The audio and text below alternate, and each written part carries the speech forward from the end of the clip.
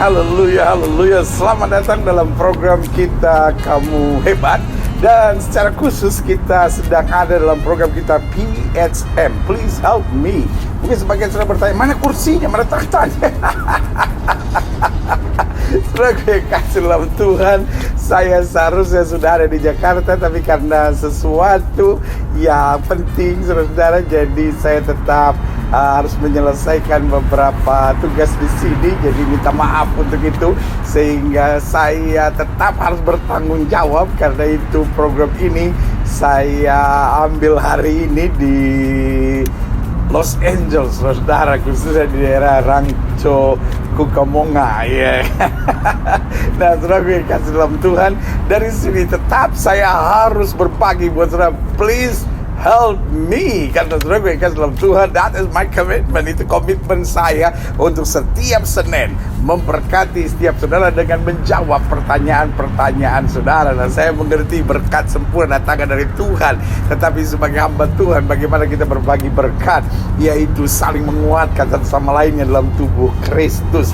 Dan karena itu saudara gue yang kasih dalam Tuhan, every Monday is the best day in my life.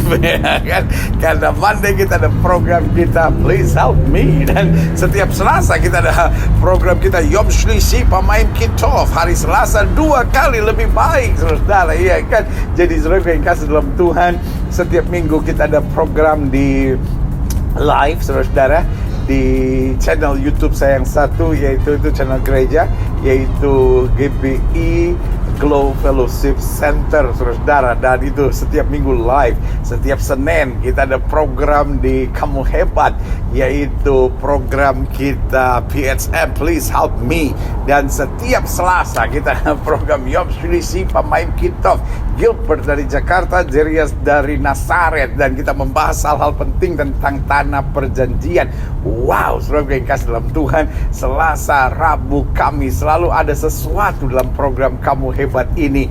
Karena saya rindu setiap saudara makin hebat dalam Tuhan, makin hebat dalam iman, makin hebat dalam kasih, makin hebat dalam mewujudkan citra Kristus dalam kehidupan kita sehari-hari.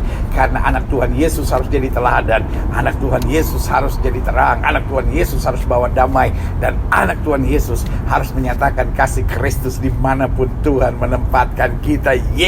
Saudara yang kasih dalam Tuhan, kalau program ini memberkati saudara, jangan lupa like-nya, ya kan? Saya butuh sumbangan jempol-jempol saudara, supaya program ini selalu jadi top future. Karena setiap kali 500.000 bahkan 1.500 jempol yang ada, sehingga ini memberkati banyak orang. Lalu kemudian jangan lupa, kalau program ini saudara temukan bahwa juga berarti useful buat banyak orang, ya kan, berguna juga, saudara bisa share kepada rekan-rekan saudara di WhatsApp grup saudara, di medsos-medsos saudara.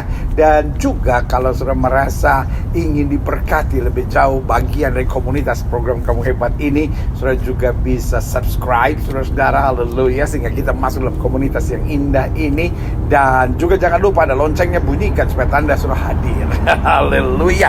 Nah, haleluya, saudara yang kasih dalam Tuhan, dari berbagai pertanyaan-pertanyaan yang masuk, ada yang cukup mewakili pertanyaan banyak orang. Bolehkah orang Kristen ke kuburan?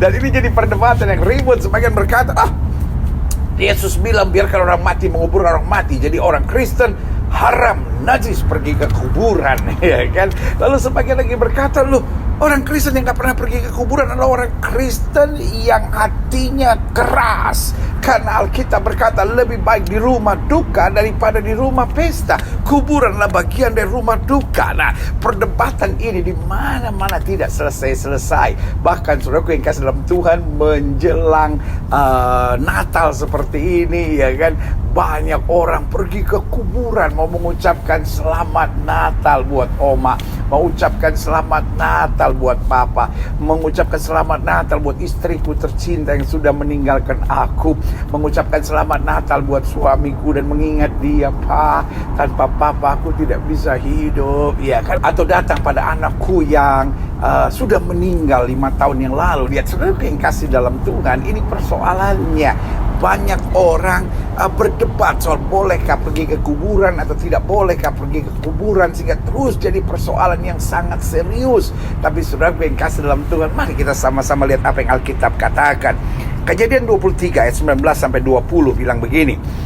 Sesudah itu Abraham menguburkan Sarah istrinya di dalam gua ladang Makpela itu di sebelah timur Mamre, yaitu Hebron di tanah Kanaan. Demikianlah dari pihak Bani Het, ladang dengan gua yang ada di sana diserahkan pada Abraham menjadi kuburan miliknya. Lihat, saudara yang kasih dalam Tuhan, dalam perjalanan kemudian istrinya meninggal.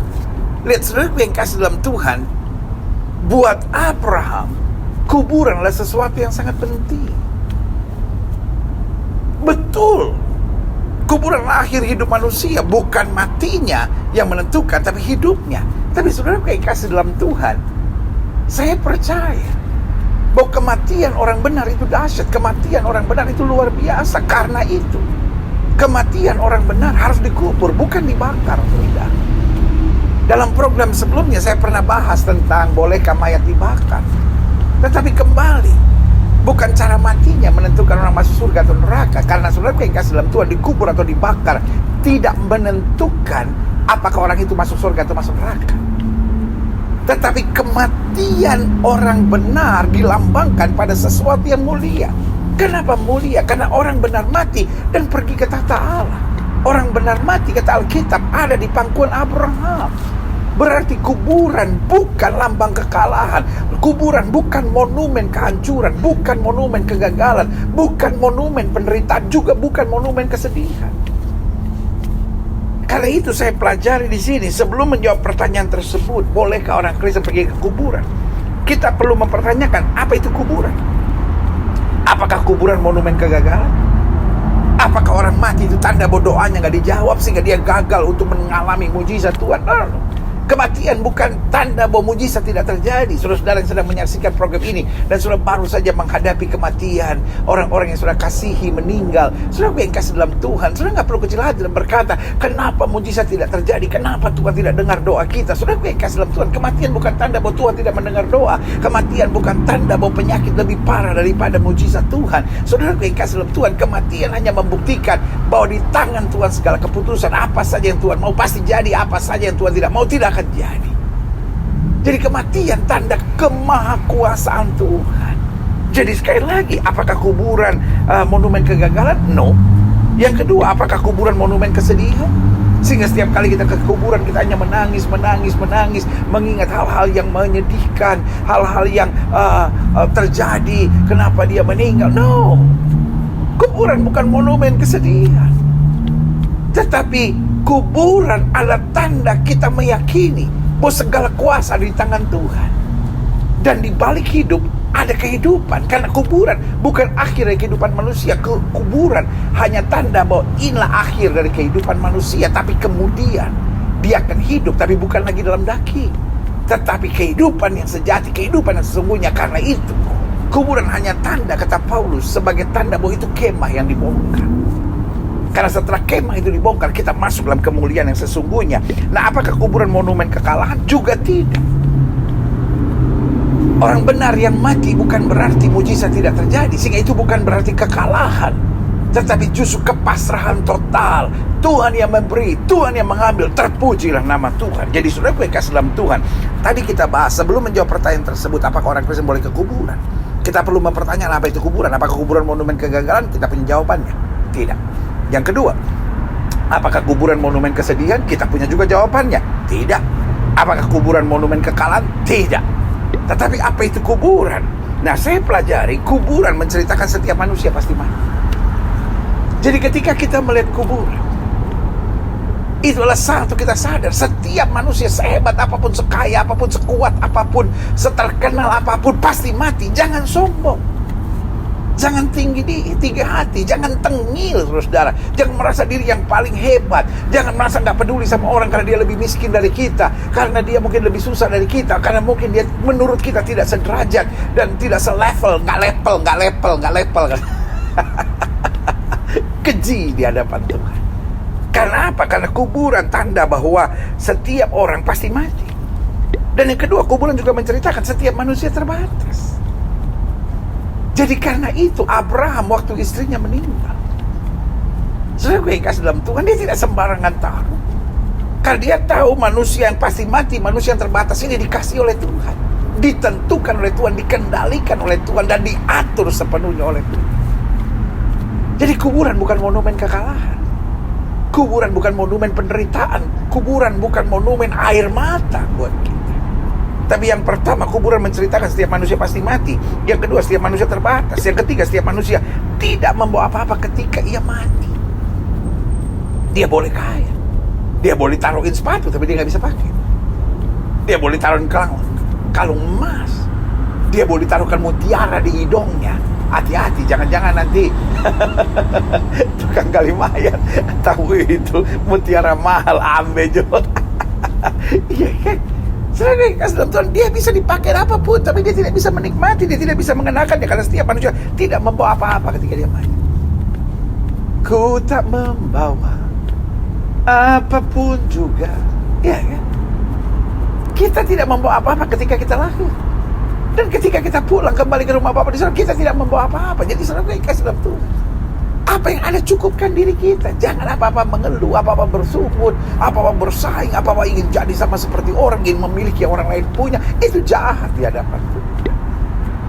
Karena kuburan menceritakan yang pertama, setiap manusia pasti mati. Yang kedua, setiap manusia terbatas. Yang ketiga, setiap manusia tidak membawa apa-apa ketika mati. Dan yang keempat, kuburan menceritakan kita, setiap manusia hanya bisa memberi dan menerima selama masih hidup.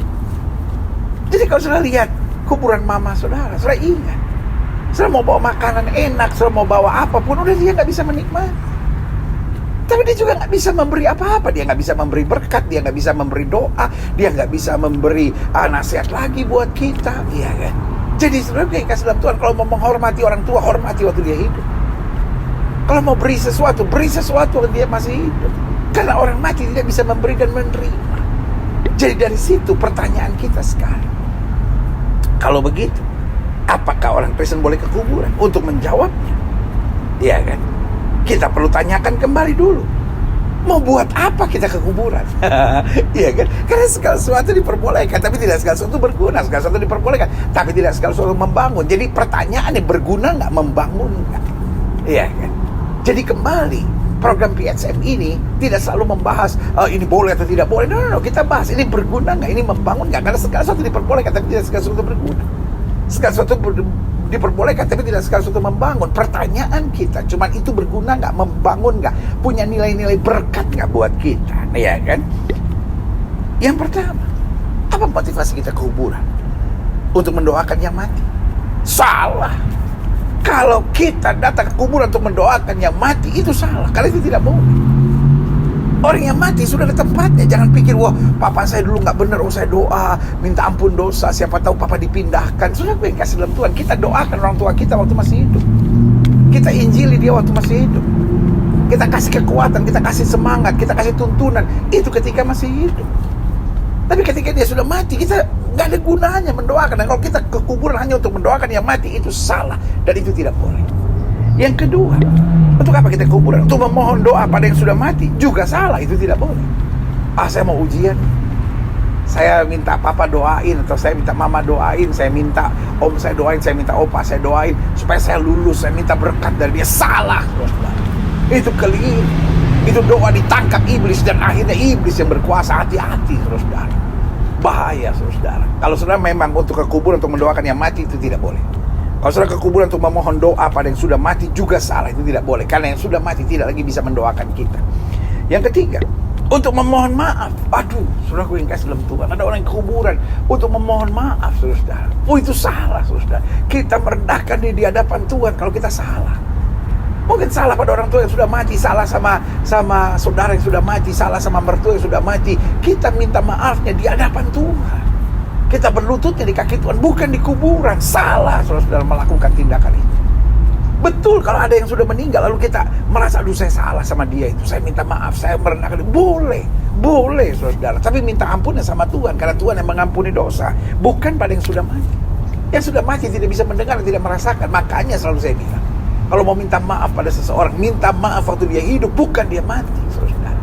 Kalau sudah mati terlambat. Karena itu ketika kita tahu kita salah sama siapapun, segeralah meminta maaf, kata Alkitab. Ya, karena yang keempat, untuk menyenangkan mereka yang mati, agar tidak gentayangan. Ini juga salah. Ada banyak orang yang bilang, waduh kalau kita nggak ke kuburannya, nanti suatu saat dia keliling-keliling, dia tanyain kita loh, ditanyain orang-orang kenapa anak saya nggak pernah datang. Itu misbelief, iya kan? Itu tahayul yang nggak benar, saudara, sesat itu, saudara, ya kan? Jadi alasan apa yang membuat kita boleh ke kuburan, ya kan?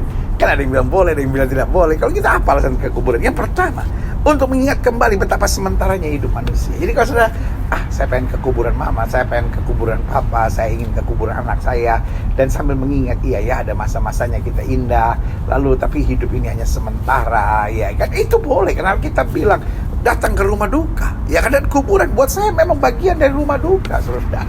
Tempat itu kita mengingat betapa sementaranya hidup manusia. Saya kan bisa ingat di rumah, silakan.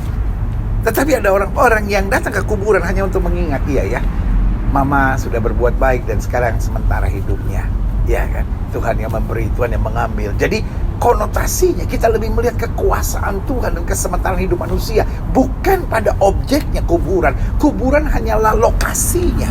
Tapi saudaraku yang kasih dalam Tuhan, hati kita mengingat kuasa Tuhan dan mengingat kesementaraan hidup manusia. Yang kedua, untuk memberi perhatian serta mengingat hal-hal baik yang menjadi pelajaran yang disampaikan kepada yang meninggal. Jadi kita memberi perhatian, inilah tempat istirahat terakhirnya, istilahnya secara daging.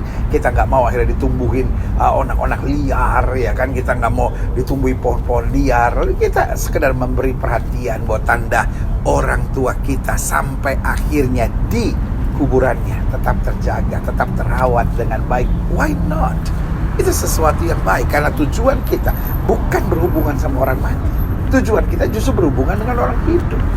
Bahwa kita memberi pelajaran tertentu dalam kehidupan, bahwa meskipun hanya tempat terakhirnya, dia tetap matinya terhormat, dia tetap terakhirnya sampai terhormat, karena masih ada anak-anak yang tetap menjaganya. Yang ketiga, untuk mengingatkan diri kita, setiap orang bisa mati. Karena itu jangan sembarangan buat dosa, sekaligus mengingatkan diri kita, jika mau berbuat baik sekarang waktunya. Jadi ketika kita datang ke kuburan, itu sekaligus mengingat diri kita sendiri. Saya nggak bisa sembarangan berbuat dosa, karena akhirnya hidup manusia ada di sini. Dan kalau kita lihat nisannya masing-masing, ada yang meninggal umur 92, ada yang umur 103, ada yang meninggal umur 71, ada yang umur 64, ada yang umur 32, ada yang umur 12 tahun, ada yang meninggal waktu bayi. Jadi saudaraku yang kasih dalam Tuhan, hidup manusia tidak bisa diprediksi hanya 60 tahun, hanya 70 tahun, hanya 50 tahun. Tidak. Setiap orang bisa mati dengan cara yang berbeda-beda. Karena jangan sembarangan hidup. Selama kita hidup, mari kita hidup benar. Karena waktunya kita terlambat dan kita nggak bisa berbuat apa-apa. Dan sekaligus mari kita berbuat baik, ya kan? Mari kita bertobat sungguh-sungguh. Mari kita melayani Tuhan sungguh-sungguh. Mari kita ke gereja sungguh-sungguh. Mari kita mendekat kepada Tuhan, karena hanya dekat Tuhan jiwa kita tenang. Dan sekaligus yang keempat, untuk mengingatkan diri kita, segala kuasa tetap di tangan Tuhan. Sekuat apapun, sehebat apapun, sejago apapun, kalau Tuhan mengendaki sesuatu harus jadi, saudara. Jadi karena itu, kuburan hanyalah tempat di mana kita mengingat kuasa Tuhan, bahwa Tuhan tetap berkuasa atas segala sesuatunya. Segala kuasa bukan di tangan saya, tapi segala kuasa ada di tangan Tuhan. Karena ketika kita jalan kuburan, ada kuburan-kuburan sangat sederhana dari orang-orang biasa, tetapi ada kuburan-kuburan begitu hebat. Waduh, marmernya aja datang nggak tahu dari mana, dari planet mana kita nggak tahu. Iya kan? Jadi karena itu, saudara yang kasih dalam Tuhan, mari. Saya tidak bilang setiap orang Kristen harus ke kuburan, itu keputusan saudara masing-masing. Tetapi kalau orang tanya, bolehkah orang Kristen, anak Tuhan pergi ke kuburan? Jawaban saya silahkan. Tidak harus, tetapi silahkan. Yang pasti kuburan buat kita bukan monumen penderitaan, bukan monumen kehancuran, tetapi juga jangan jadikan kuburan monumen kesombongan. Itu adalah kejahatan. Betul, orang tua harus kita rawat, tapi nggak perlu show force, nggak perlu bangun yang sampai miliaran, saudara, karena itu pun adalah menara kesombongan. Buat saya itu juga keji di hadapan Tuhan. Sekedar memberi perhatian, sekedar membuat itu menjadi indah, why not? Tetapi nggak usah sampai ratusan juta, miliaran, saudara, karena akhirnya itu hanya untuk kesombongan pribadi saja. Dan untuk itu yang ada bangun kuburan sampai miliaran, bertobatlah. Jangan sampai itu hanya menjadi monumen kesombongan keluarga saudara, bahwa keluarga kami lebih hebat. Lihat, kuburan itu yang paling keren itu kuburan anakku. Ya, yang paling keren itu kuburan bapakku, yang paling keren itu kuburan opungku. Itu akhirnya jadi kesombongan pribadi. Kesimpulannya, Kuburan bukan tempat yang haram. Boleh-boleh saja kita kunjungi, asal motivasinya benar, saudara. Sekali lagi saya mau luruskan, bukan berarti orang Kristen harus ke kuburan, bukan, saudara. Tetapi kuburan harus dijaga, kuburan harus dirawat, karena kematian harus dikubur, bukan dimakan, ya kan? Kalau yang matinya kecelakaan, yang itu lain cerita, kasusnya memang berbeda. Tetapi kalau matinya bisa dikuburkan, mari kita kuburkan secara terhormat. Karena buat orang benar, mati di dalam Tuhan itu adalah mati dalam kehormatan. Karena dia bukan berakhir di dunia ini. Dunia ini hanyalah tempat dagingnya, tetapi kemudian rohnya akan sampai ke sorga selama-lamanya bersama dengan Kristus. Saudara yang kasih dalam Tuhan, sebuah kebanggaan untuk kami melayani. Saya melayani kembali di program PHM ini, walaupun lokasinya berbeda. Saya ada di Los Angeles, Amerika Serikat, tetapi tetap berkat Tuhan turun atas kehidupan saya dan saudara, karena kita hanyalah hamba-hamba Kristus yang siap melayani. Karena Dia hebat, maka Dia mengutus malaikatnya. Karena Dia hebat, Dia mengutus Roh Kudusnya. Karena Dia hebat, Dia berikan kasih karunia-Nya buat kita. Sehingga hari ini saya dapat katakan, di dalam Kristus kamu hebat. Sampai berjumpa program berikut setiap Senin PHM, dan hari-hari selanjutnya sudah bisa ikuti program Kamu Hebat ini. Doa saya, program ini, channel ini, komunitas ini terus menuntun kehidupan kita semakin hari semakin dekat dengan Tuhan, semakin hari semakin berkenan kepada Tuhan. Kamu hebat. Haleluya.